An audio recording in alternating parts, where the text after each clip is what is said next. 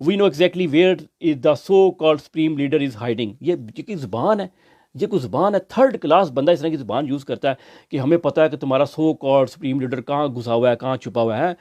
از hiding, چھپا ہوا ہے. He is an easy target, بہت ایزی ٹارگیٹ ہے. بھائی وہ سامنے بیٹھا ہوا ہے. We are not going to take him out. کل بھی ساتھ لکھا ہوا ہے، ٹیک ہم آؤٹ لکھے تو ساتھ کل بھی لکھا، خود ہی لکھا ہے. At least not for now, ابھی نہیں، کم سے کم ابھی نہیں. پھر ساتھ اس نے کہا ابھی نہیں، ماریں گے ابھی ٹائم. میں نے آپ کو بتایا تھا ماریں گے، یہ میں نے کو بتایا تھا کل، یہ ماریں گے، ٹائم پہ ماریں گے، دیکھ رہے ہیں ابھی سارا کچھ. انہوں کو میسج دیا. ایران میں تو یہ چلتا ہی نہیں، کوئی دیکھتا ہی نہیں ہے.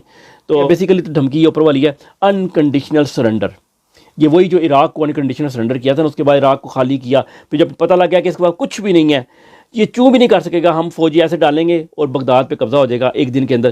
یہ وہ چاہتے ہیں کہ یہ وہ ایران کے ساتھ ہو. ایران کو پتہ ہونا چاہیے تھا. اس لیے میں کہتا ہوں بھائیو، نیوٹرل ہو کے سوچا کرو، انسان بن کے سوچ لو کم سے کم کہ یار غلطی کدھر ہے. غلط جواب آ گیا.